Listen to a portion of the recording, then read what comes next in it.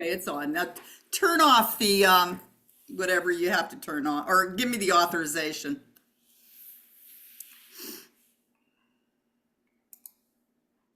Okay, I'm going to put myself up speaker view. So Ashley, turn off your, you are off. How come my picture is not coming up?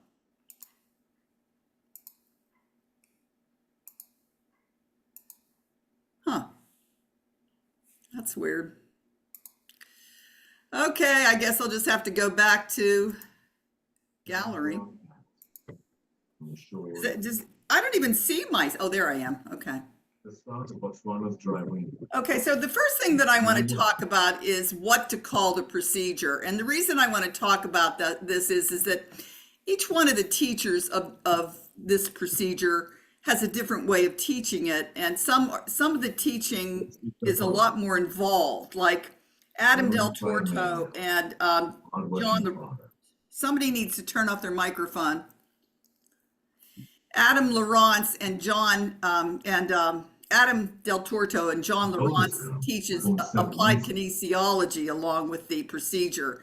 And Adam calls it craniofacial release, and John calls it endonasal balloon therapy or functional cranial release. So if you've been trained by them, I think you should call it what they call it. If you've been trained by me, I think you should call it nasal release technique. And then you cannot be accused of,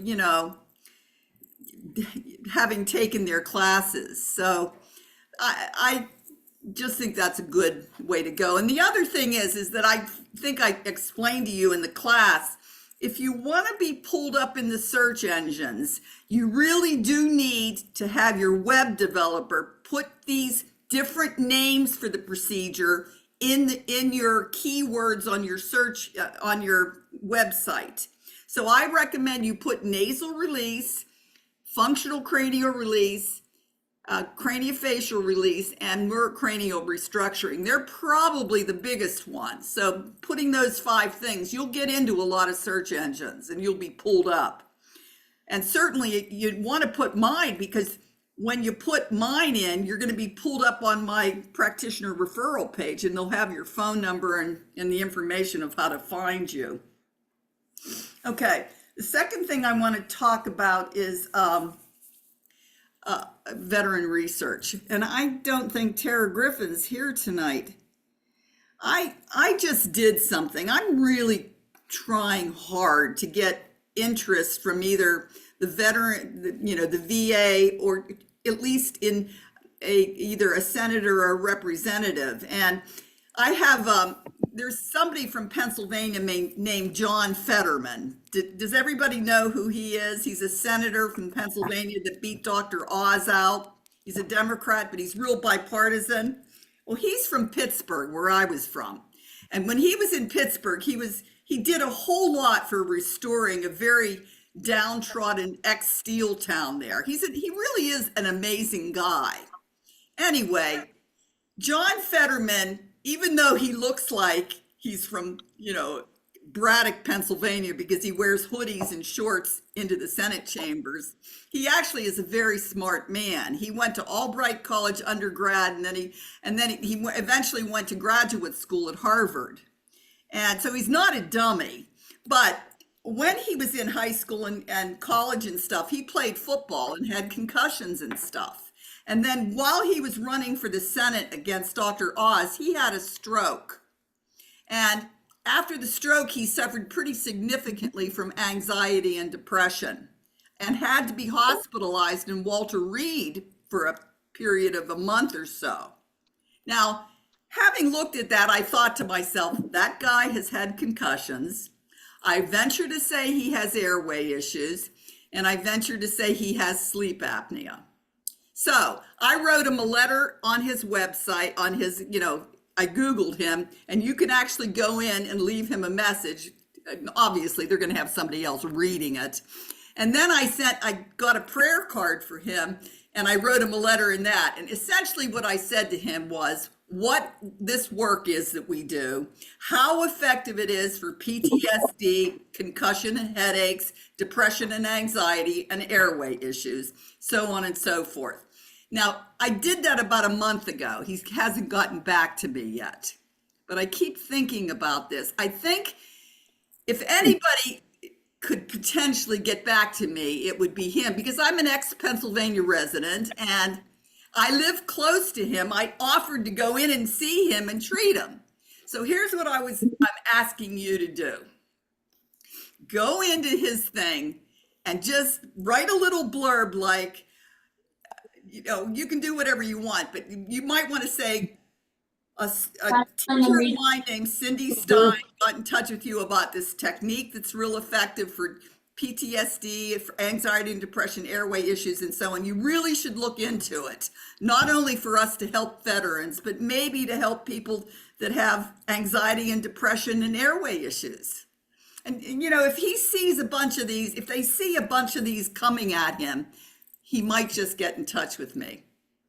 And I think that's what we need. We need to have an advocate that's going to go to, somebody that's able to get us in so that we can begin to bring this work to these people that really need it, which is our veterans. They're now discovering there's more than just blast wave injury that affects them and blunt force trauma to the head. G-force injuries also injured the brain. In other words, going on and off of aircraft carriers. And the latest thing that they've found out is boats that take SEAL team members out to, ships and stuff, when they're going on the waves like this, it's causing tremendous brain injury in the people on the boat, particularly the operators of the boats. And they're finding by the time they're in their 30s, their brains are fried. You can only take so much of that trauma of the brain going against the cranium and banging against the cranium and before you don't get screwed up. So that's, you guys, I always talk about this. This is where my heart is. And this is where I really think we all need to make a concerted effort to see if we can help these guys. And this might be a way if you just blurb a little note to him. His name is John, Fetterman. And he is a senator from Pennsylvania. Okay, so tonight I want to teach you what I've been learning so much, somebody that I've been learning so much from, which is Laura Walls. She is an incredible speech and language pathologist in San Diego, California. And Patrick, her son, who is up in the right-hand corner, he works with her too, and he is pretty damn good too. And essentially what they have taught me is you have to look at the whole picture. You have to see that there's more than just this technique being done. You have to do the myofunctional end of it. You have to look at the posture. You have to look at the whole body in order to get these techniques that we're using to really be beneficial for the patient and sticking. So Laura is a wealth of knowledge, and she's developed not only a device that goes inside the mouth, and she'll talk about that, but she also has developed a very good program called MouthWorks that you can get on your phone and do it every day. So you can refer your patients into this program, and again, she'll tell you how you go about doing that, and they can do it and get everything working properly, particularly strengthening the tongue and so on, so that they can get better. And you know that I've added that strengthening it's like a airway breathing too. So I don't know who's got their thing on, their microphone on. Carrie, is that you? I think your microphone's on. Okay, so please, the biggest thing, I can't say this enough, everybody that you examine for eye restrictions, even if they do have good convergence, you still need to be giving them the eye strengthening exercise with the tongue clicking. And if you don't know what that is, some of you are my old students, so you need to get in touch with me. I can send you those exercises. In other words, you're working on strengthening the tongue while you're working on strengthening the eyes. And that's so important. That tongue is so important. And that's what Laura thinks is the most important, right, Laura? But she will tell you that adding this technique to her work is what really and truly started to really throw the bowling ball down the bowling alley, right? Yeah, NRT. Are you talking about NRT? Yes. Yeah. Oh, yeah, for sure. So I'm going to let you go ahead, Laura, and show your slide presentation and teach us as much as you can. Thank you. Do you have my slide presentation up? I do. I have it. But I don't know if you'll be able to control it. Well, I'll tell you next slide. How does that Wait, I sound? have to share screen.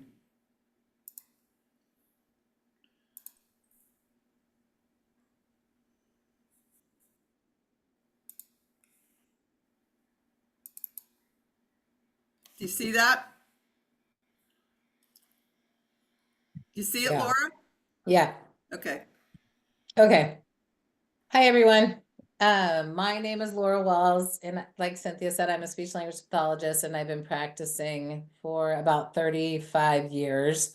And I have two businesses. One is innovative therapy for kids. It's a pediatric practice, and we treat 0 to 22. That's the state of California's legal pediatric age. We have special needs, neurotypical, almost every diagnosis you could imagine. And so we've been doing that well in a multidisciplinary clinic. We have OT, PT, speech therapy, all in-house, and we work really well together, building up the nervous system, reflex integration, measuring the airway. And I think 3 of our therapists are on right now, Amy and Kim and Patrick. And so we've been working together for a long time. And so we learned I don't know, I was at the VA, did my postdoctorate degree at the VA in San Francisco with adults. And when I started working with them, I was a Blum Singer fitter for tracheostomy tubes, and then was on a swallowing truck. So did oral dysphagia, pharyngeal dysphagia for a long time, doing modified barium swallows.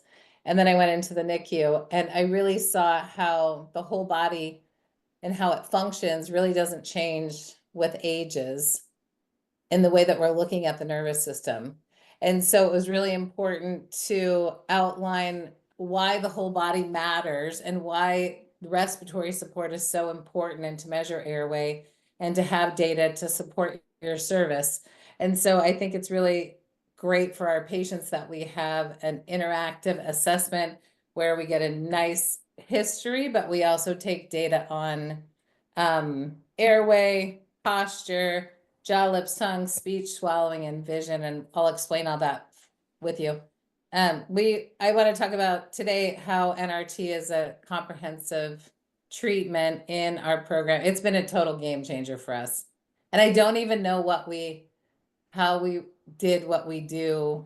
I mean, we've changed a lot, but how great of an impact we've made on our patients by first identifying that there's a breathing issue, not just sleep apnea or sleep disordered breathing, but we actually know, thank you. We actually know what we're treating. And I think that's really important. And I'll show you some things that we use to measure that. And so you could see, and understanding a full program entails self-appraisal and assessment from the patient. And so when they come in with a complaint, their complaint is valid. And so them understanding their body is a big part of how we have success in carryover. And then we'll go through all the parts of the program. So assessment, conditioning, generalization, habituation, and I'll show you our MouthWorks program and what it looks like and how our patients use it on their phone or tablet to be successful in their treatment of myofunctional disorders such as sleep disorder, breathing, TMJ, and headaches, and tongue thrust and swallowing disorders. And then why our oral placement appliance called the OPA matters so much within our program, and then show you a few case reviews so we can go over those and you guys can ask any questions. Can you change it? Yep. Oh, it doesn't forward. Do we have to go? You're gonna have to put yours up. I don't know. Patrick? Huh? Yeah, I can throw it up on my. Give me 1 sec. I'll have Kieran email it to me real quick. I think you can scroll down though, Cynthia, for the time being. Oh, there it is. You're right. Okay, Oh, there you go. there So she that's good. is. That's, you already see me. Hi.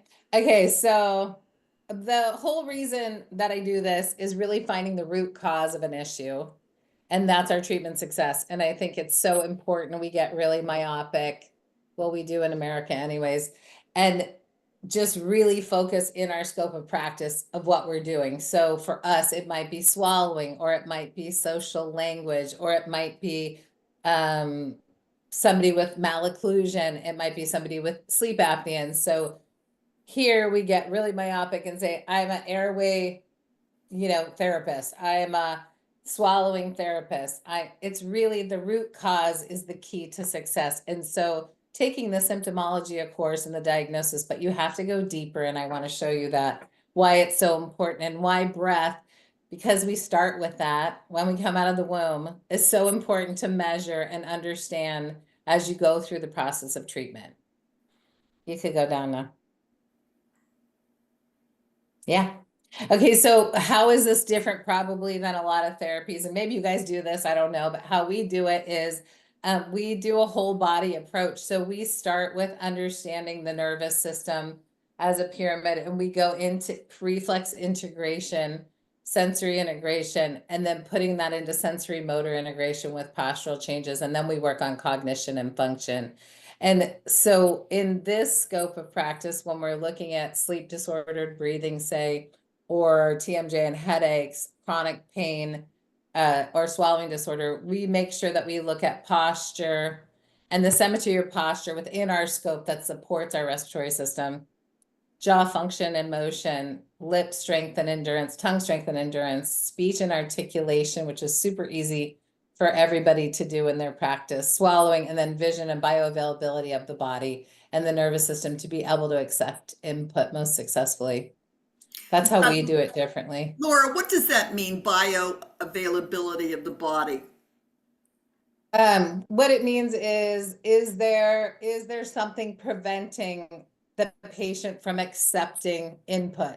So it could be a parasite, it could be toxicity, it could be an impedance of mitochondrial function, it could be so many things. And so we work with within our system, we use something called an equiscope to measure the body to see how it's functioning. But with another practitioner we work with, a naturopath, he might run a whole host of tests to see what's happening. So we can actually make the body most bioavailability to be able to accept input. We also use low level light lasers and really open up the system so it can take input even more effectively. Okay. You can change it. I think I have one of our lasers here. So for our assessment, what we do for a full body approach, we do either in clinic, we do a short and long version, whereas one's a 60-minute, one's a 90-minute. And the 90-minute is where we do provocation. And so I'm not sure how you guys do it, but so provocation means using a nasal spray and measuring with rhinomanometry or peak nasal inspiratory flow. And I'll show you what that looks like. We do Zoom assessments.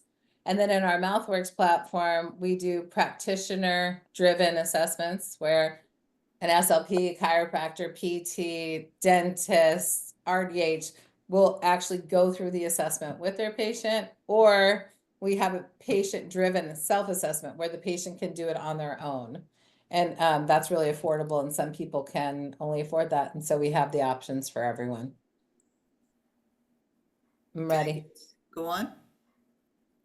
All right, so I think everybody knows this if you have read Atomic Habits, and this is something that's been around for a long time. But in order to have a successful program and habitual change in your patient, you have to hit these 5 areas. And those 5 areas are: identify what's going on. The patient has to have self-awareness, and we do different things to identify this. So the self-awareness of my postural instability or asymmetry, or know that I am mouth breathing, because we ask people, do you think you mouth breathe? And they're like, no, but they sit there like this. And, humans take the path of least resistance. So, they're going to mouth breathe when they're doing that. And so we want to get them to the place where they're aware of their body functions without judgment, so they can self appraise and change that. And then we work on conditioning, strength, and endurance for the body for whatever we're working on. And then we generalize those skills using activities that will carry over into everyday activities. And then we get to habituation. That's the last 4 weeks of our program. And so where the body starts habituating, so they don't have to worry anymore about doing these exercises every single day to maintain the goals and the achievements that we've made in the program. Ready? All right, so we just talked about all of these things, but I'll send everybody these slides because I think it's important to look at how the body works and how what each area means. And so I took it apart to say, okay, what does identify, self-awareness, strength, and generalize and habituate? And most programs that we go into consult with, they do such a great job of identification, and they do a great job of strengthening and generalizing, but they miss the self-awareness and the habituation part of the program. And those two are really key in making sure it sticks, or they're going to come back again and again and again, because the body doesn't take it on as a habit forming action. And so it's important to understand those 5 differences. Ready? Okay, so I want to talk a little bit about the health history. And when you ask a person what's going on with them, it leads you into being able to have an open conversation. And some of the health histories that I read are so long. And I think ours is pretty long, and we're shortening it again because there's so many questions that can lead to answers and conversations that are really effective. And so really looking at your health history and going through it and answering the questions yourself and finding out how does that relate to the therapy I'm doing, because we're always evolving. I mean, us with nasal release technique, we've evolved this into such a different beast than when we started, and we're so efficient with it. But our health history wasn't matching what we're doing. And so that's really important for patient care, because you start seeing trends in what they need, or how I could get there faster, or how we can identify, oh yeah, I know what this means. And so it gets much quicker. And so we've matched our health history with our assessment form, so it's lined up perfectly so we can transfer that data over. We always have goals in our practice, and so a lot of times it will be the doctor referring to us. So they'll say, I need this patient to be ready for a MARP or mandibular assisted rapid palatal expansion, or be ready to receive Invisalign, or they're getting jaw surgery or lingual frenectomy. Get them ready. And so we have the goal to get them ready, prepare them for the procedure or the technique that's going to happen. For us, posture is related to fascial lines. And so we really, really, really emphasize how the fascial line from the hip is connected with jaw and eye function. And this is where the NRT is so incredible for us, because using it for eye restrictions and eye function, so many times practitioners or the patient will come in and say, my jaw tension is at 8 and my pain is 500. And so I go, okay, now that we have this down, let's do this treatment. And just by doing the nasal release technique, we'll get them down to a 2 or a 3. I think somebody's Yeah, it sounds like somebody's like screaming out something. somebody's breathing heavily. And maybe can you see who? Can somebody turn off their microphone, please? Thanks. Okay. Okay, go ahead. And so for posture, for us, we really look at fascial lines and how it contributes to septal deviation, airway access, how they're sleeping. And so you might look at it a different way, but it's important to consider that, because we want this to carry over. What if when I sit in a chair, I'm pretty symmetrical. Yesterday I wasn't, today I am. But what if I go and sit and watch a show on the couch and I'm always leaning left? So now I'm taking my body and making this, and my septum's going the same exact way because I'm closing down the opposite side, the lean side of that airway. And so looking at posture functionally, not just from, oh, here's my C1, C2, and going down and, oh, I have lumbar spine pain. We want to look at the whole system and the function of that posture. So what does it look like? Do you always use your right hand when you're brushing your teeth? So if you do, you're always putting that shoulder forward to grab and brush, and then that's making an impact on the jaws. So we'll recommend to a patient, now brush your teeth with your left hand, not to mention it will help your conversation, but use your left hand, get the brain moving, get the body moving, and right yourself. If I'm right-handed, so I'm going to drink with my left hand so I can stabilize my body like that. And we always say to patients, toes to nose, like make sure you can see your toes. And so that's an easy way to access what your hips are doing. And so giving those clues to your patients is super important. And then for us, we go into jaw function, lip tongue, range of motion, stability, and strength. And so tongue position has to be on the roof of the mouth away from the teeth. It has to be. Because when you have a low resting tongue posture, what it does is occludes the back of the throat, and it also decreases your ability for gas exchanges to be effective. And so studies show you have 40% more nitric oxide or in gas exchanges when you have your tongue on the roof of the mouth, just by putting your tongue on the roof of the mouth. From a dental and sleep and airway perspective, if your tongue's in a low resting position, that means the tip of the tongue's behind the lower teeth. What happens, we compensate by sucking in the cheeks, which inverts the teeth and occludes the back of the airway. And so if anything, if all of it doesn't make sense to you, that should make sense to you to get your tongue up on the roof of the mouth and make sure that they're not pushing it against the teeth. And one way to see if they are is have the patient stick their tongue out. And if they have scalloped ridges along the side, you know their tongue is pushing against the teeth. It's a dead giveaway. And if you know that the patient's sucking in their cheek, they're going to have a line on the inside of the cheek called linea alba. And that means they're sucking in their cheeks to compensate for tongue weakness and tongue position. So we know then, oh, if that's happening, we're definitely occluding the back of the throat and the airway, which is impacting posture and head position. And so now we have a domino effect of the airway again being compromised.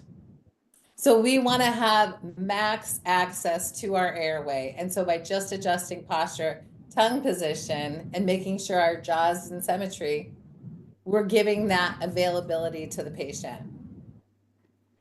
Vision, Cindy showed everybody, I think, how to do restrictions with NRT, and I could go over some of those for you in the way that we do it.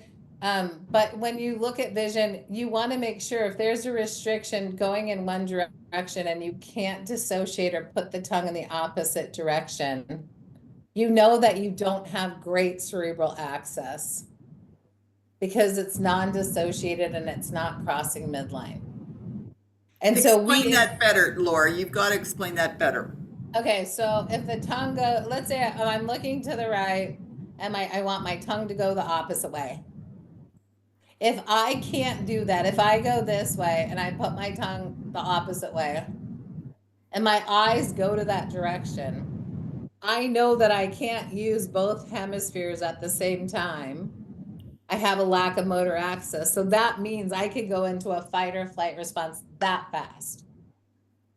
And so when you're doing your visual restrictions, that's a way to test to see how the client is accessing or patient is accessing cerebral function, brain function. Does that make sense? Better? That is really interesting.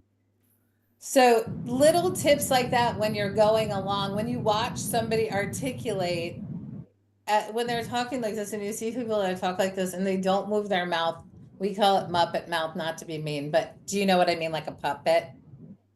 And so they don't really articulate. What that means is the jaw, lips, and tongue are moving as one unit. if your jaw, lips, and tongue are moving as one unit and really, really fast, the rest of the nervous system is going to do the same. And so we know just by hearing somebody speak and they're not articulating and opening their mouth and using their tongue in various positions, that's a great way to say, have you ever tried to walk slowly? Have you ever tried to talk slowly? What does it feel like? And then you can access, oh, this is what's happening with this brain function. You can probably guarantee people that work and go very quickly that they're mouth breathers and using their whole body to gain really shallow breath support so they have poor gas exchanges.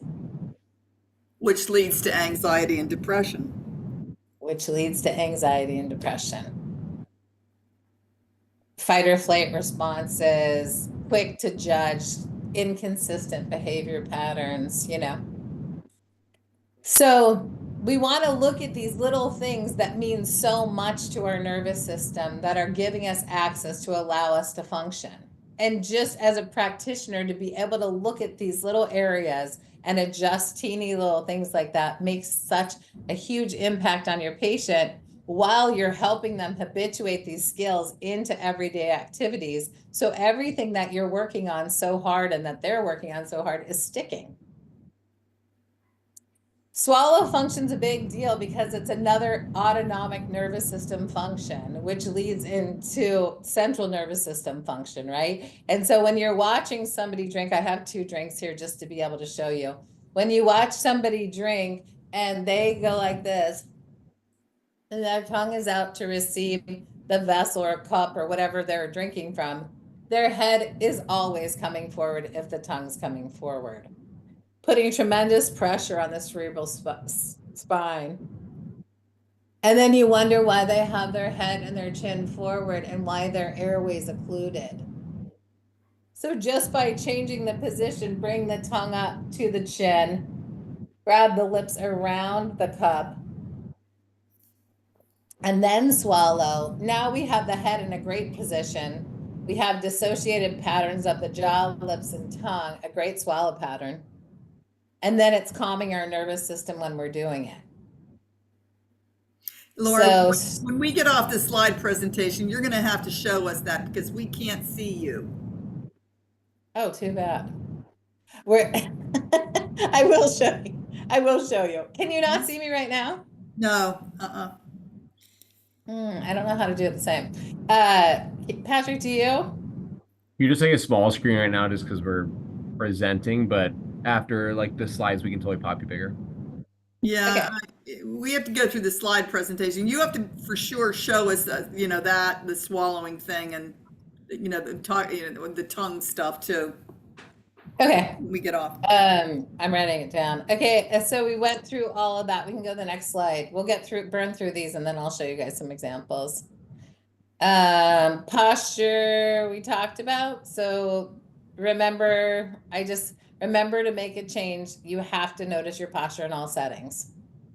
It's so important. And so when they're with us, our patients want to impress us so bad. They love us. They want us to be happy with them, and they're sitting up tall and their feet are flat. And then I see them in the waiting room and they're on their phone, head forward, tilting their head. And so it's super important that we look at it all across all areas of posture, sitting, standing, laying down. And then going back as well into primitive reflexes. So Cynthia wanted me to talk about this. It's kind of advanced, and I have an advanced class I'm teaching it in April, to talk about reflexes and what that looks like. But if somebody's in a fight or flight response, they probably haven't integrated the Moro reflex or startle response. And so they're in extension patterns with the arms backwards. And so what that means too is their body's not going to be working effectively and efficiently, and their visual field will be lessened with more of a tendency to have poor tongue posture, higher chances of jaw pain and head pain as well. So I'm going to teach you guys that. And then I think that's a big problem in our veterans. Oh, for sure, because of their brain function. So yes. they go, you can non-integrated reflex easily with any trauma or any situation in life and then reintegrate it again. It happens all the time. We want to have a startle reflex, but we don't want to be stuck in a startle reflex. Right. And so remember that that makes sense. And so if somebody's stuck in a postural position, why are they stuck? Is it because they're in pain and they have to hold it like that? Is it a compensatory strategy? Is it a stuck reflex? Is it respiratory support? It's probably all of them. And so if we start with posture, we can go into reflex integration exercises and then pull it all together. And then it starts domino affecting and opening everything up. And remember too, if your person has poor posture, neck pain, head pain, anything like that, back pain, they're probably going to be holding their body in a certain way to compensate for the pain. So remember, if your posture is, for example, shoulders up, I'm not going to have a ton of peripheral vision availability. And if your person is forward head posture, I'm not going to have a ton of visual ability to scan a room. And so remember, if your eye muscles get stuck, your respiratory system gets stuck. And you have more of a tendency or propensity towards sleep disorder breathing, airway issues, allergies, mouth breathing. Okay, I'm ready for the next slide. Okay.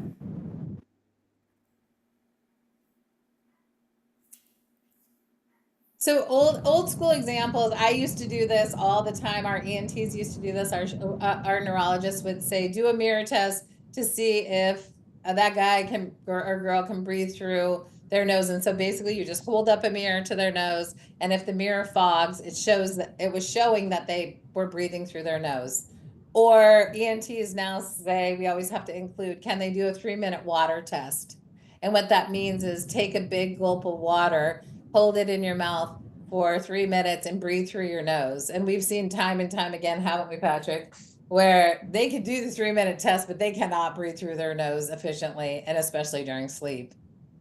And asking in the patient questionnaire, they would just say, let's give the nose scale. And if the patient rates themselves as a good breather, then we're going to believe that they're a good breather. And we know that also to not be a very efficient way of checking the airway because our perception is often much different than what it truly is. And that's why data and testing is so important. And then the big one that everybody's been doing for the past 5 years is the BOLT test. And that's the breathing oxygenation level test. And so basically what that means is you take a breath in, hold your breath, don't exhale, and hold it until it feels like you need to swallow or take a breath. And you count the seconds. And that test score of the seconds is your BOLT score. And the goal is to get to at least 40 seconds. So we have athletes that can't get past 15 seconds. And so there's a whole reason for that. So flip it. Can you change the screen? Oops. Yeah. So what we do now, so we know for sure what we're doing with this airway and what is working with our nasal release technique is we use a PNF or a peak nasal inspiratory flow. Patrick, do you have one handy? Fine. Do you have yours? And do most people have that from your I class? tell them to get it. If they listen to me, they do. I really recommend it. Patrick Baker. I think there's pictures on the next slide too. I believe. Yeah, there is. You can show all this stuff at the end as well. Okay, and so the PNF is so cheap and it's so easy and it provides biofeedback and it helps show change that's happening with nasal breathing. It's basic, it doesn't tell everything, it doesn't tell expiration, it doesn't tell valve collapse, it doesn't tell posterior valve collapse, but it does tell that nasal breath is getting better and it's a very simple way to do it.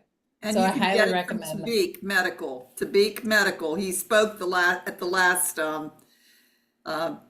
forum. Okay. Yeah, he's awesome. And so it's it's under $100. A lot of our patients buy them too because they want to monitor their program. The other thing we use is an NR6 or 4-phase rhinomanometer.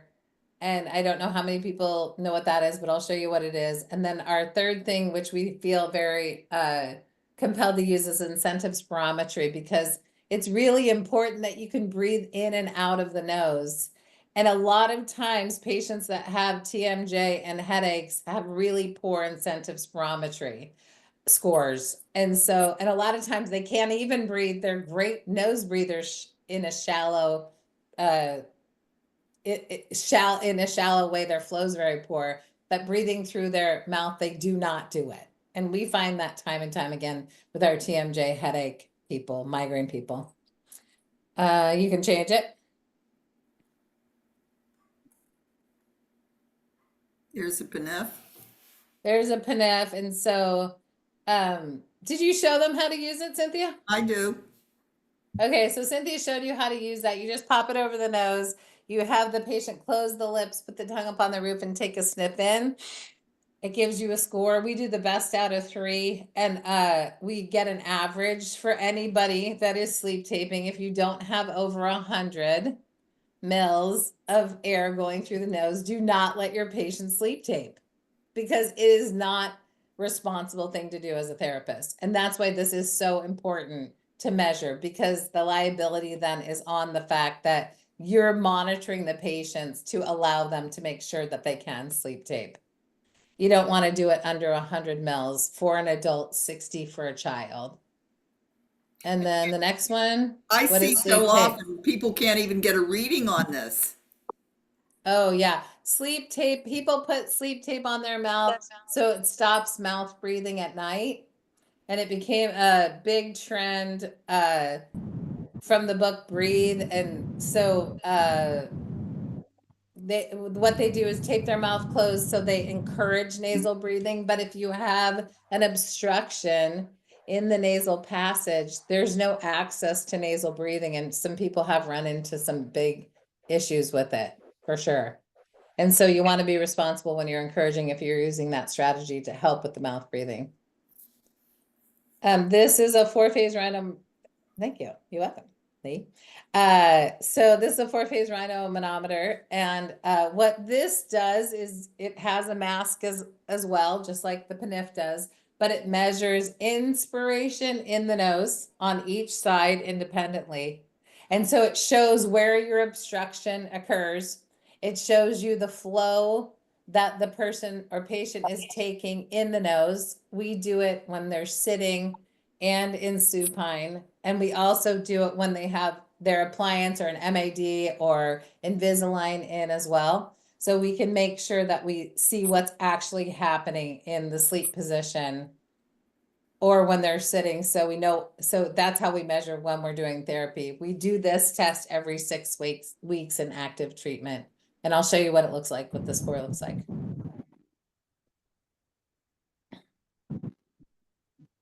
This is what the score looks like. And so this is a reading off a 4-phase rhinomanometer example.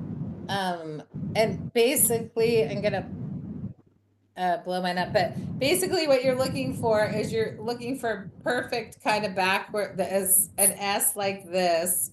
And this particular one right here that we're looking at, this is showing a nasal valve phenomenon. And so it's showing, I can't read that one.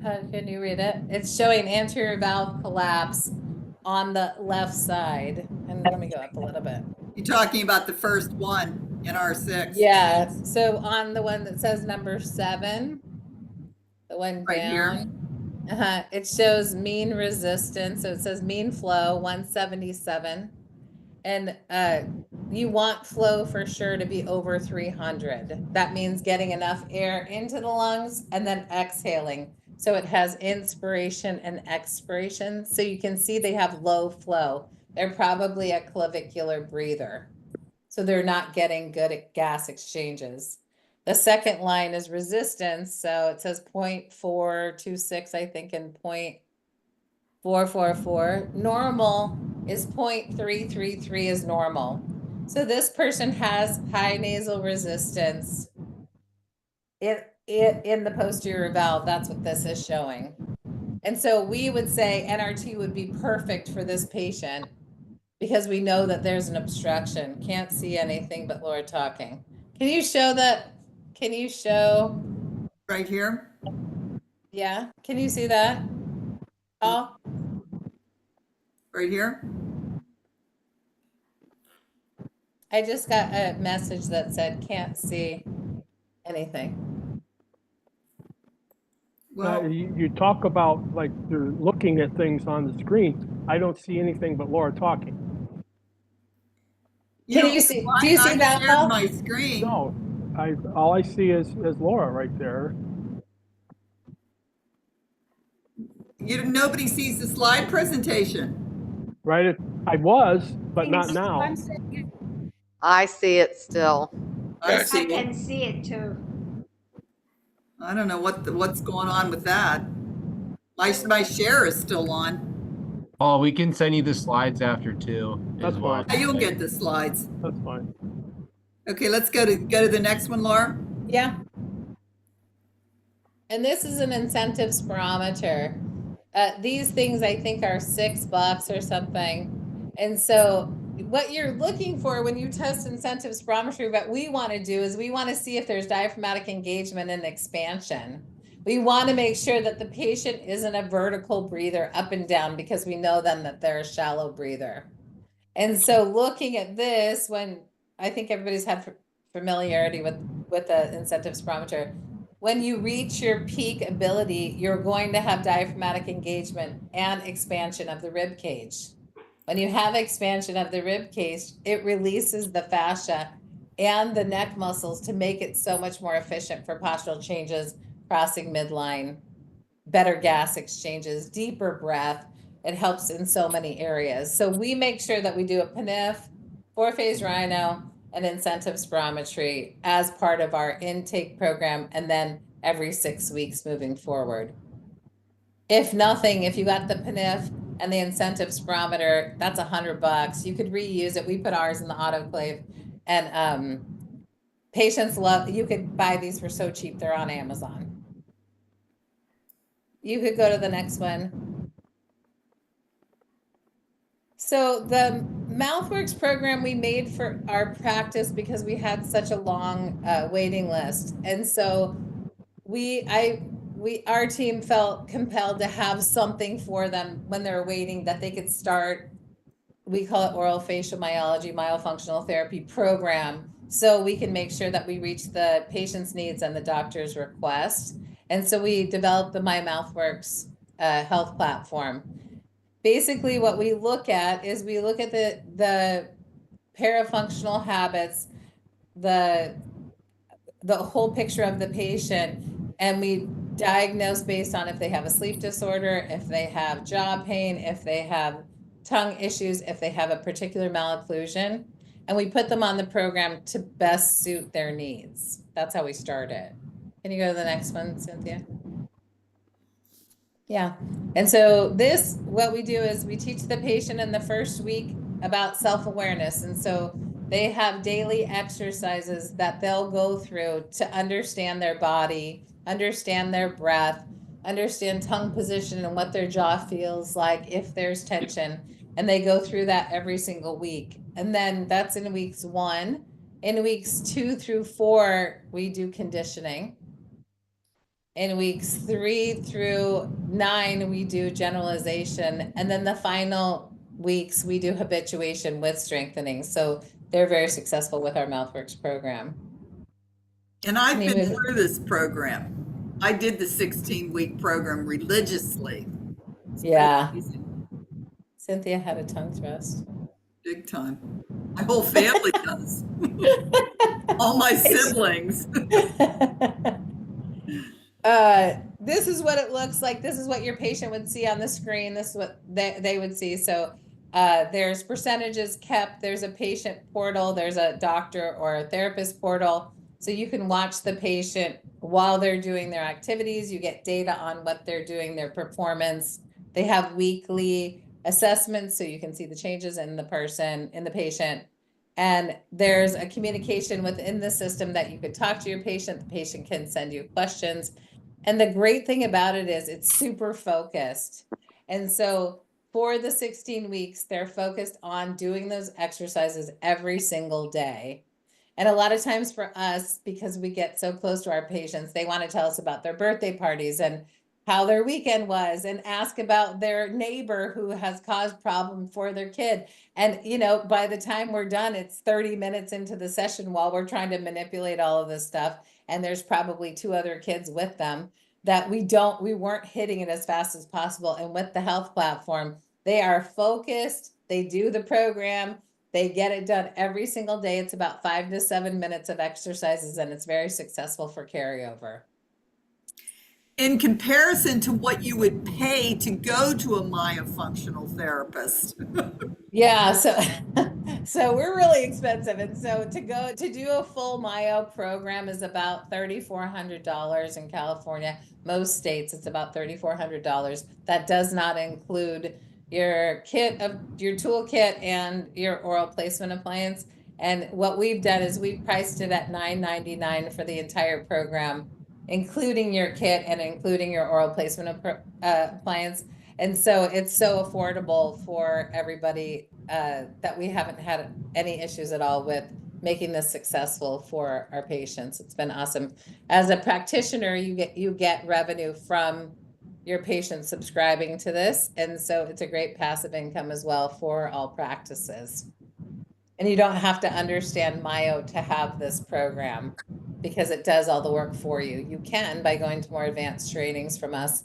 But to start, you can start with passive income and really give your patient an overall great treatment so they're successful in whatever your goal is. $999 over 16 weeks. Yeah, so for us, we have a PT in where is she? Michigan that's she's killing it. Becky She charges. What's her name? Becky? Becky.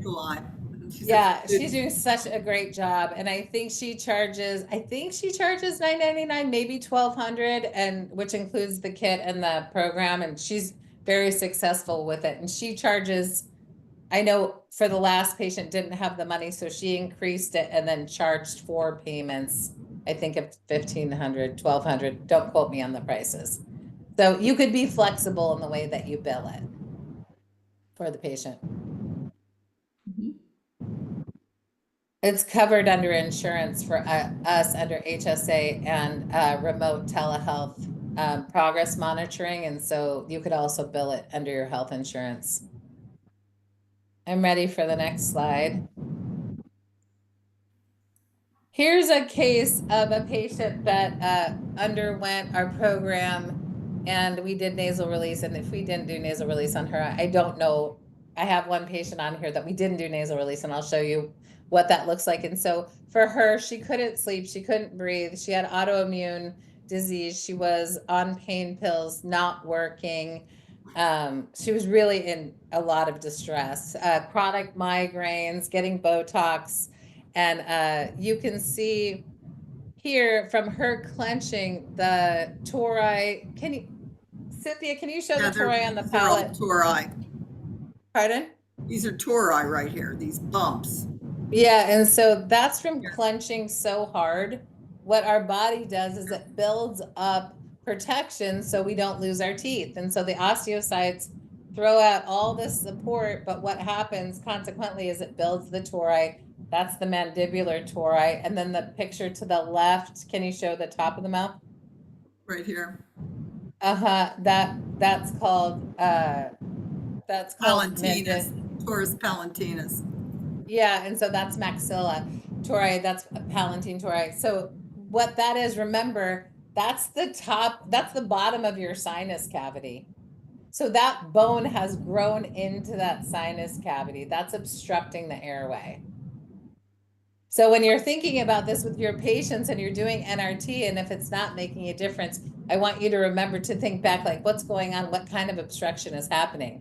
So she did the program for, she did 2 things. She had TMJ migraines, tongue thrust, clenching, obviously, and sleep disordered breathing. Her program was 30 weeks. We did NRT on her up to 3 balloon, and she now has a full-time job. She's off her depression medicine. She's sleeping like a champ. Too much. She's sleeping like 9 to 10 hours a night. She's loving it. And you can see the difference in her mouth, how wide it is, how her teeth are coming together beautifully. And she's maintained those results. I think this was 23, 19. Yeah, 2023 was when she was done with all her braces. And her dentist removed removed the tori to make more space for the tongue.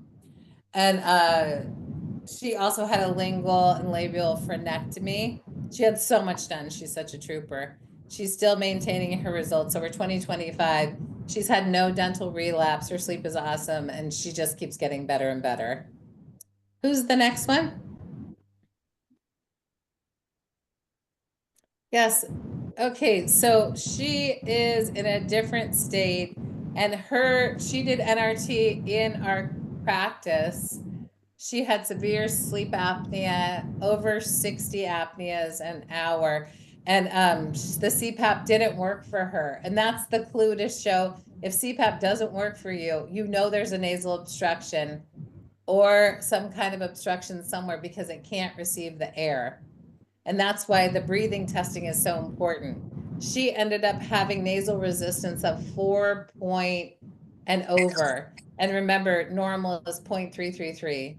So that's why all the therapies were failing for her. You can see from the beginning how she has a really deep bite. Her molars are sucked in, and that's from sucking the cheeks. She had really severe linea alba, a really fat tongue, and it spilled over all of her teeth. Now, when she is done, you can see the difference in her posture, the way that she holds her head. Her head is more aligned, where she doesn't have headaches anymore. And you could see the difference in the teeth. I only had the 3D picture, but you guys get an idea of how the deep bite isn't so deep anymore. She's sleeping well. She's doing a great job.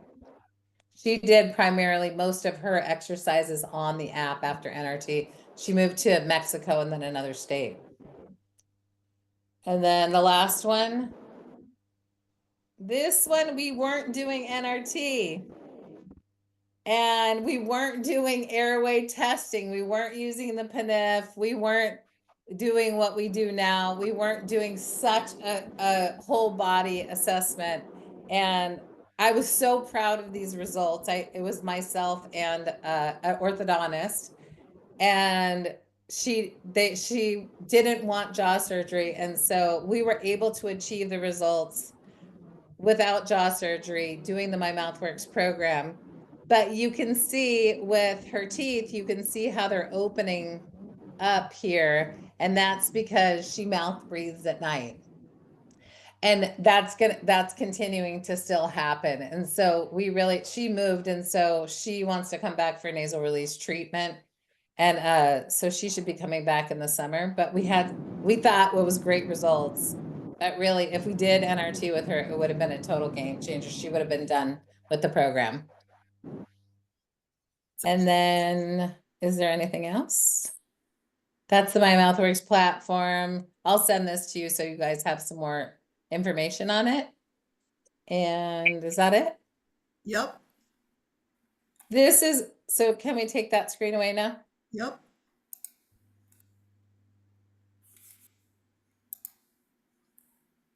Okay.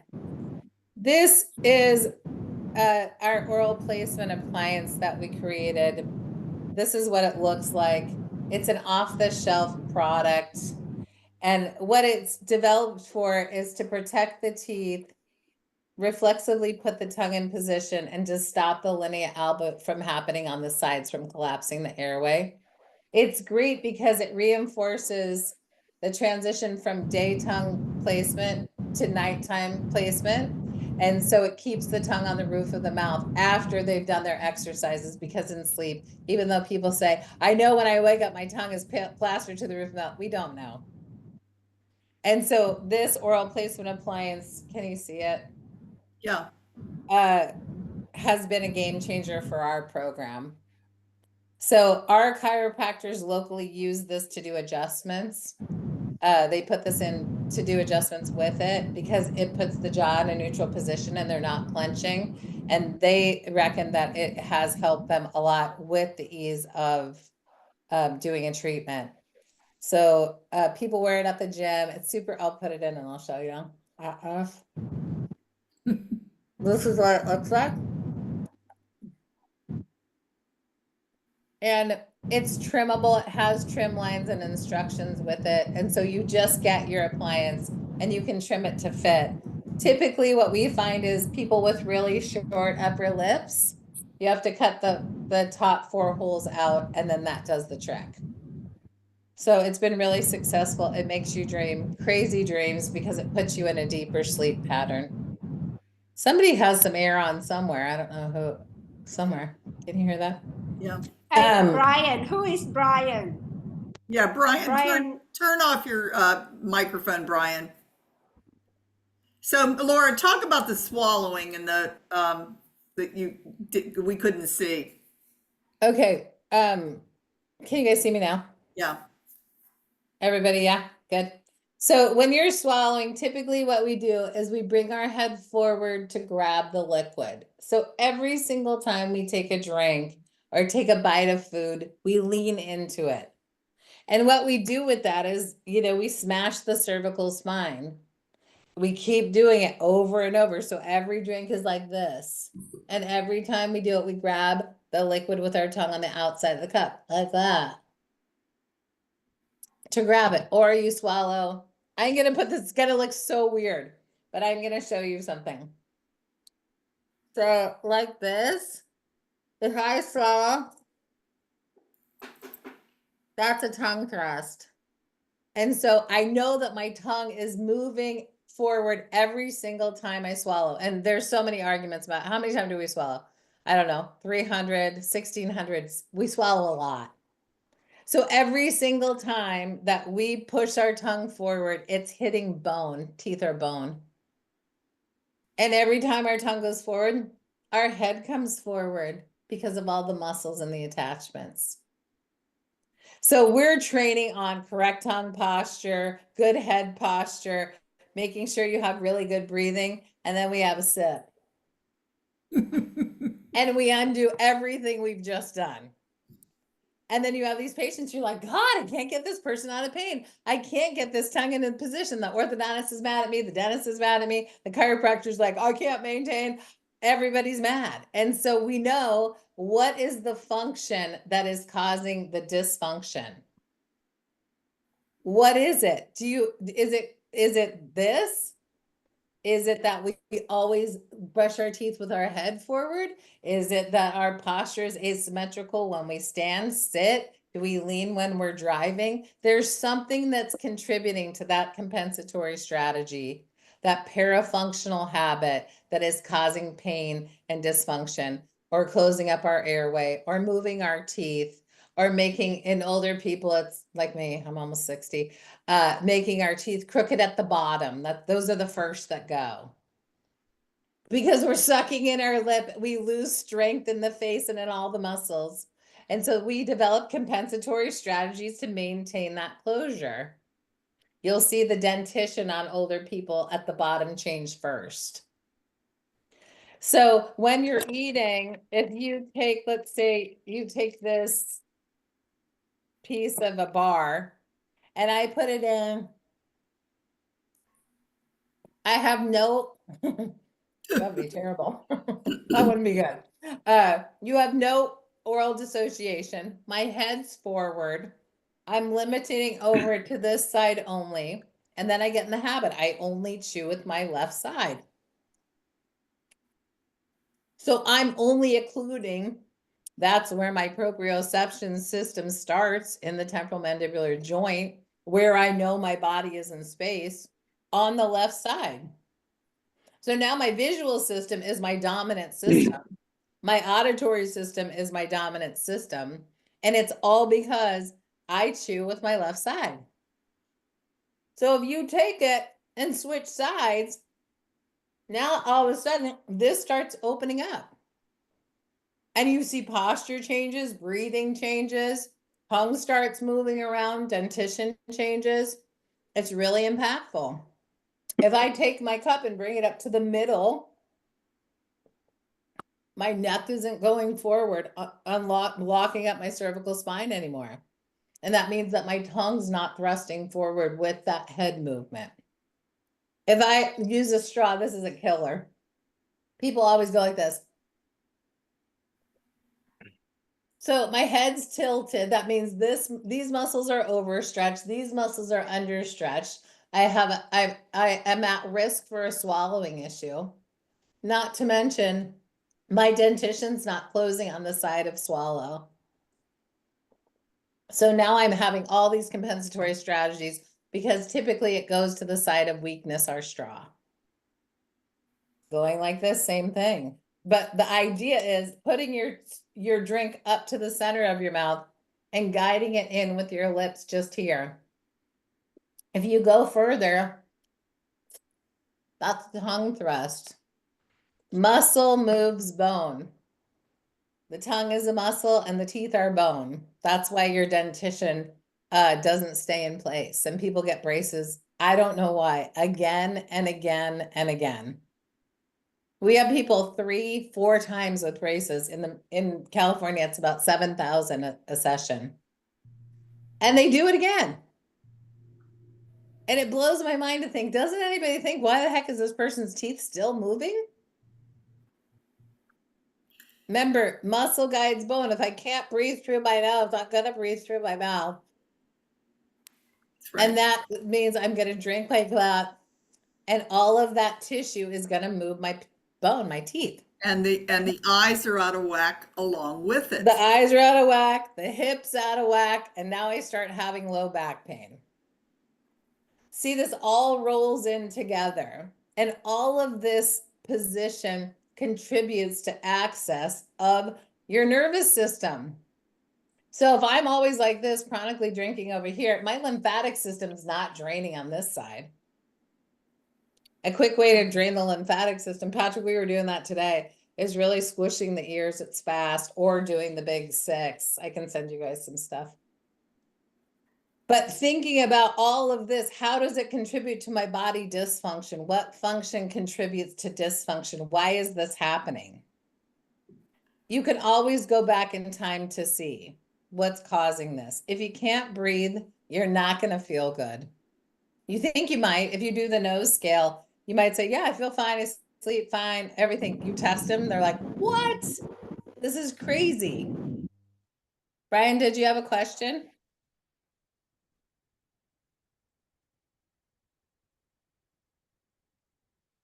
Does anybody have Brian? a question?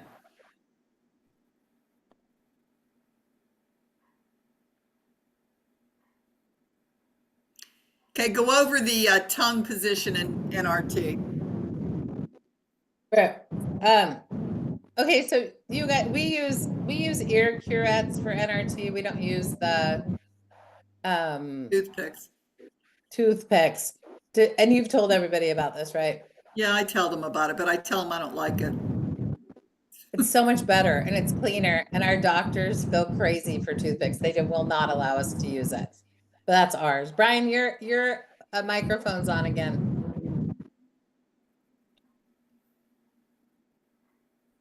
So we use the ear curettes because they come wrapped, they're sanitary, and so we can use them individually per patient.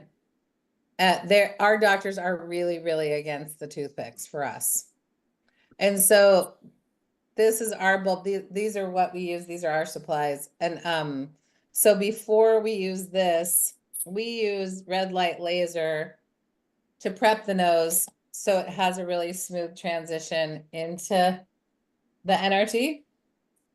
It looks like this. I just got one of these units. It's pretty amazing and it's not expensive. No. So it looks like this. And so what it does is it allows the mucosal membrane to calm down a little bit before you do NRT. And can you guys, I don't want to blind. Can you see that? Yeah. And so it goes up the nose like this, and you do about 1.5 minutes on one side while you're writing your patient's note. and then you do about a minute and a half on the other side. And it's really impactful and has changed a lot. Patrick, what have you seen with your patients? I think one of the biggest things that we'll see is typically with those patients that have histamine responses Hi, after Kim. of doing nasal release, that we'll see less inflammation post that congestion that patients might typically get. So that's been a really good bonus for that as well. Yeah, and so we pre-do it and then we do it after, and so we just have the patient hold it. Patrick made up putting sandwich glove. We just put a sandwich glove over the piece of glass, and that's been working great. It's been a cheaper option than buying the covers for it. But this has a lot of capability in this wand. We have there's a link on our website if you're interested Kim. in this, but who's Kim? iPhone, whoever's the iPhone person. Oh, so this is a really nice way to help your patient get through the procedure, because a lot of times it's stressful or they'll have heavy drainage after, and this calms down the drainage, and it also lets the mucosal membrane accept the input even better. So it's really important. It goes in the ear, it goes in the mouth, and it goes in the nose. There is also one for the body. So this is a great way. I don't know, Allison, do you guys have these in Australia? Not that I'm aware of. Do you use red light? I don't. I've got a Gladiator Therapeutics far infrared blanket, but I don't use. In the nose? Don't have those yet. The studies are really helping support. They're really helping support for therapy and allowing for bioavailability for the brain to turn on, and the fact that it goes into the nose straight to the brain, in the mouth straight to the brain, in the ear straight to the vestibular system is really impactful, and it's super easy and it can't hurt anyone. And it only costs what? $230. And it also has show them the tip on it. It has a tip for like the bevel. doing a knee or a neck, or you can do your wrinkles with it. And it has three different settings of strong and then. Yeah, so this is a beveled edge, and so this would help for jaw pain, relaxing the head and neck muscles. There's three different settings it goes into.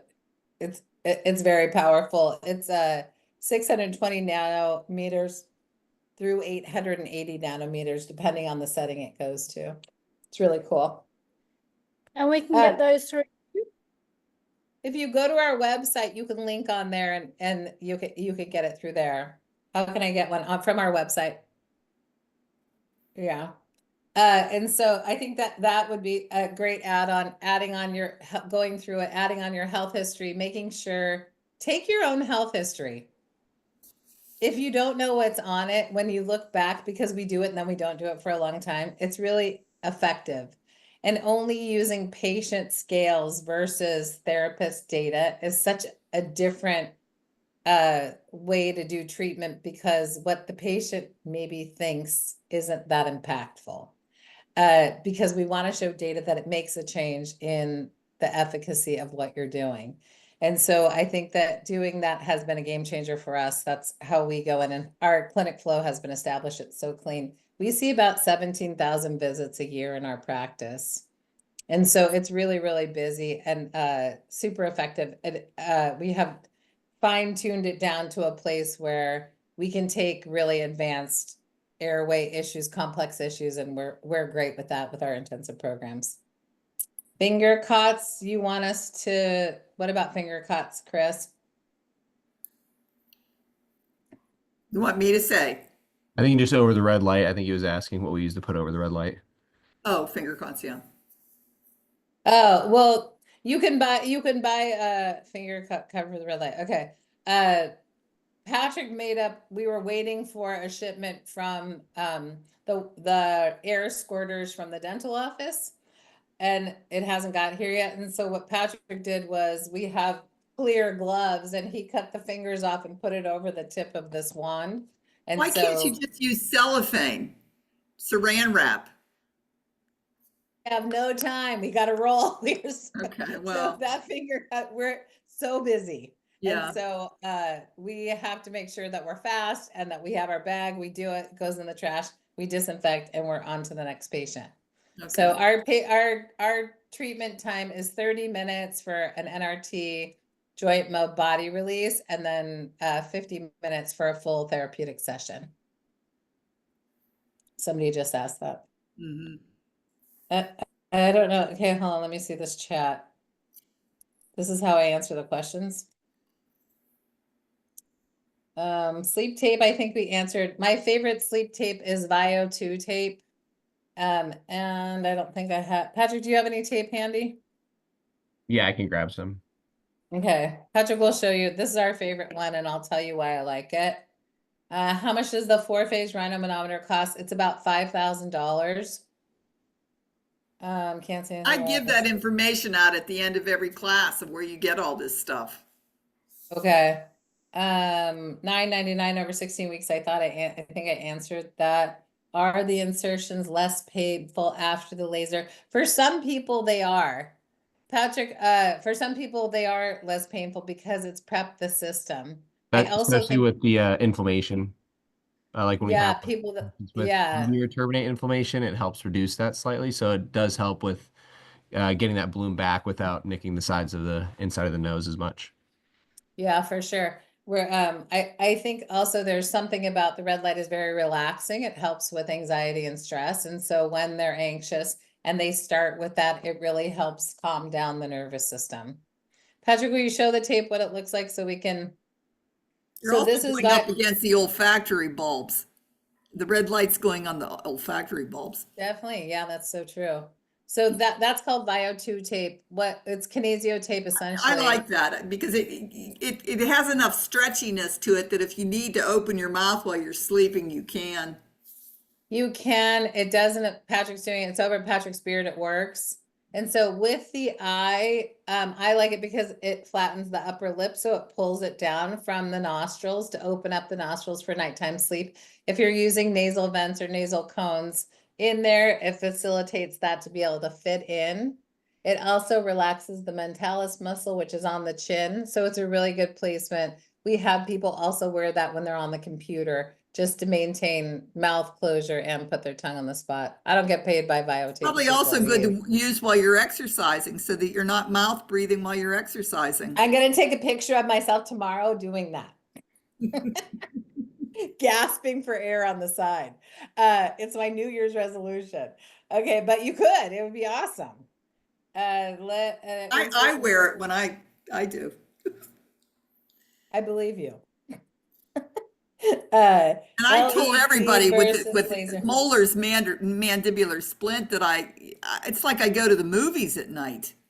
When you get that tongue on the roof of the mouth and your airway is open, man, you can dream your brains out. Right? That's true. Yes. Like, oh, I wake up and I say, whoa, that was a good movie last night. It's true. This happens. LED versus laser, correct. I don't know what that means. LED versus laser. This is red light. This is red light and infrared light and near infrared blended. And so I'm talking about low level light Not a laser. That's what LED, I don't know what that means. It's not a laser. We're, Right. It's LED lights versus actual laser. That's what I'm asking. maybe, I don't know. I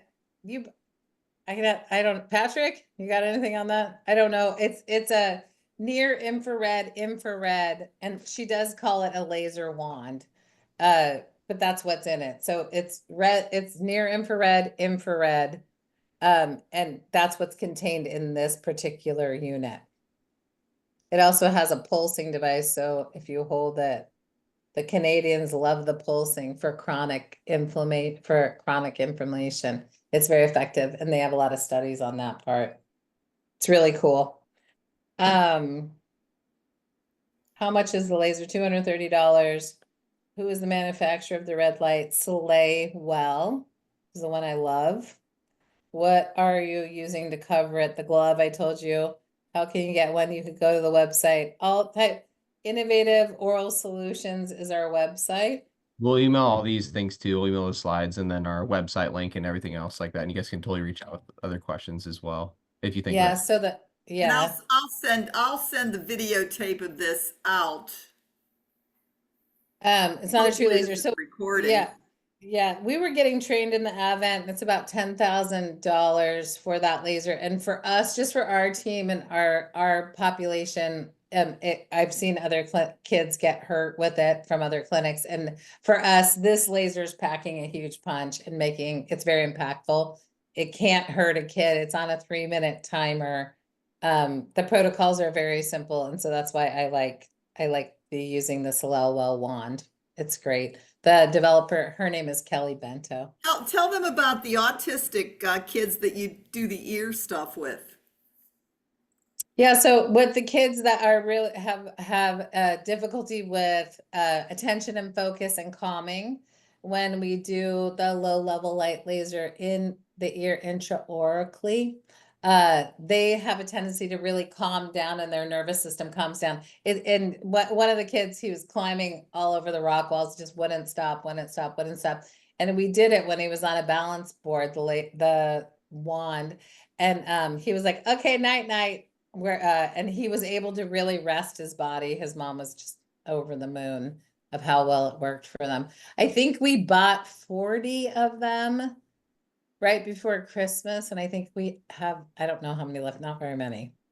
So they're great to give to your patients. Jack Cruz, I don't know if you know who that is. He's a neurosurgeon. He used this device for all of his post-surgical patients, and it was very impactful for the healing process and for brain function. And so it's a great product. It has such a nice spectrum and it can't cause any harm. So we love it. Yeah. Does anybody have any other questions?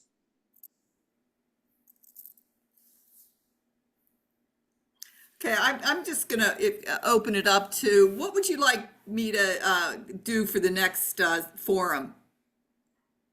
Does anybody have any suggestions? Would anybody like to speak?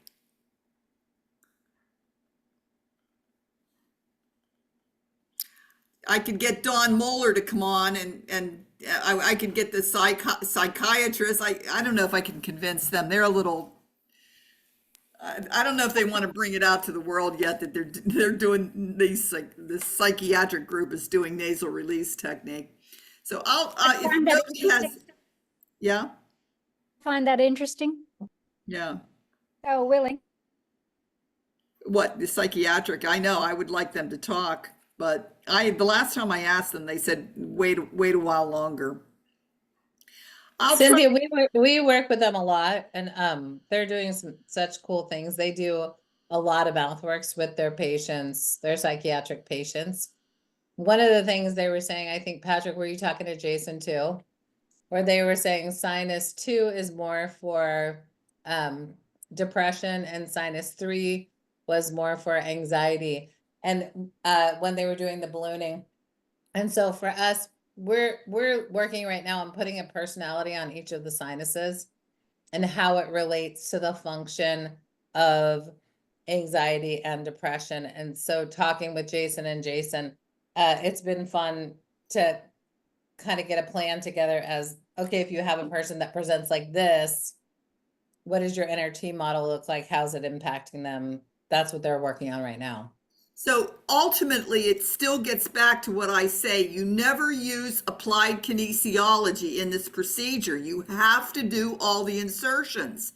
And they said that if you don't do all the insertions, you're not getting the placements that take care of the anxiety, that take care of the depression. Do you understand what I mean by that? And remember, when you do all the insertions, you're clearing up those eye restrictions that you're using in the procedure, which allows those eyes to work better to access the information in the brain. That's part of the reason why people can't delete stuff from their nervous system if they can't sleep, go to the deep phase of sleep, because they don't have the eye range of motion. Does everybody get that? Yeah, so in our, That's what we found out from those psychiatrists. They discovered that because their patients told them they were dreaming more. when you So- breathe more, you dream, you sleep better, your sleep quality is Right. better. It's And all, so it's it all of makes it. so It's much not just sense. the Yeah. eyes. It's the tongue too. You got to be able to get that tongue in the right position. You So- have to get the tongue in the right position, that's for sure. Look at the, I would say, like, takeaway, look at the whole body, look at your patient a little differently tomorrow. Look at how they speak, watch how they sit in your waiting room, look at their presentation, how they even get onto the table. How does their body move to get onto the table? Or how do they sit in that dental chair? Or is what you're doing actually making a huge difference in how they're feeling? And what could you do better? Because I think everybody that's doing NRT is really trying to do the best that they could do. It's such a unique process, and it packs such a punch. I'm sure that people in this forum are looking for that for their patients and themselves, for your knowledge. So I would definitely take that home and frame it differently tomorrow and see how this plays out for your patients and your practice. And I can't stress enough what she said about watch how they drink, watch how they swallow, because that's a big deal right there to really screw up the posture. Yeah, it's a really big deal. You have to change the habits in all settings. Right, that's right. Not just when they're sitting in front of you for the 10 or 15 minutes or an hour once a week. You know, if you go to Weight Watchers and you watch your diet for 10 or 15 minutes, Cynthia and I discovered this. It doesn't work. We had to do it for longer. And so just thinking of it like that, or working out or exercising, you want to think about, how does this impact your whole body? One quick adjustment, one change doesn't do it. It doesn't hold its change. Braces don't hold their change often because they haven't addressed the parafunctional habits contributing to the crooked teeth. You know, and so start thinking, just reframe the way that you're looking at it. And tomorrow, I have a feeling, if you guys do NRT, you're going to be blown away by the fact of how this will impact your patient and your practice, for sure. Hey, Paul just came up with some. Paul, you just said something, Paul. What about lucid dreaming? Can you come on there and say that? That looked interesting. It was 10 years ago.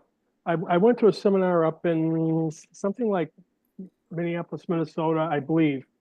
I don't remember the person's name that put it on. It was not a chiropractic or a therapeutic type session.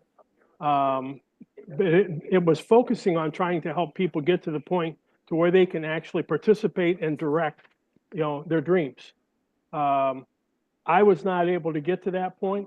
And the interesting thing was, I got the choline, I got the 5-HTP supplements. I started taking them, didn't really see any kind of change with it. I just set them aside. And I ended up moving from an apartment to a house. And during the unpacking, I saw these supplements there that I had probably had for 2 or 3 years at least, hadn't taken them. I said, I'm cheap. I didn't want to throw them away. So I started taking them again. Lo and behold, all of a sudden, I started dreaming like crazy. I couldn't believe it. And so I don't dream quite as much as what I did before, but I still dream, quite a bit, quite frequently. But the choline and the 5-HTP has just really helped an awful lot as far as the relaxation of brain function. And so I just threw that in there when you guys started talking about dreaming and how improved breathing helps with dream function. And I just threw that in there as a little side note. Interesting. Why do you think it does that? Why do you think those supplements change your sleep? I would probably have to go back and research it a little bit more. It was one of those things. I had kind of forgotten about the content of the seminar. I know I don't have any of that particular information. And all I know is that I took them, I started dreaming, and I really didn't look back into what it was that was changing the function I've going on in always, the brain. choline is B6, right? It's a B vitamin, right? I I've always believe. known that that ups your dreaming. It must have something to do with, who knows? Who knows? Oxygenation of the brain? I don't know. I So know it stinks. What is it? Folate and what else? Choline 5-HTP. and 5-HTP. And again, I don't recall what the HTP is. Mhm. Well, that's okay. I think I maybe just next time we'll know. So let's figure that out, and you can give us the information next forum. All right, I'll try to go back and try to research that a little bit. Okay, yeah, that'd be cool. Well, everybody remember before we get off here to write that, to go on Fetterman's thing and just say something, okay? Just write him a note. You need to look into this procedure for veterans and for yourself. That's all you have to do. Okay? And then put my name in it. She's in Annapolis, Maryland. She can come and take a look at you. You'll make it happen, Cynthia. I'm trying to. Okay. And Patrick Baker's praying for me, and I know his prayers are going to be answered.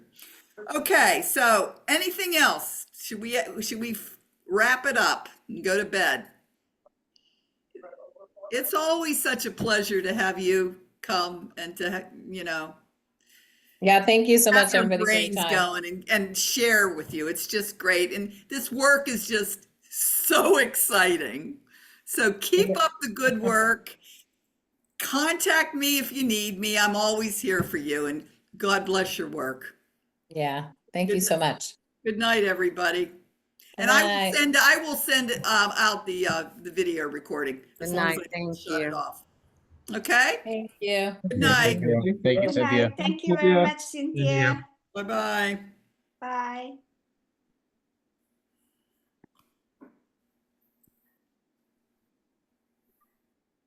Oh, the recording's still on. Thank God. I didn't cut it off.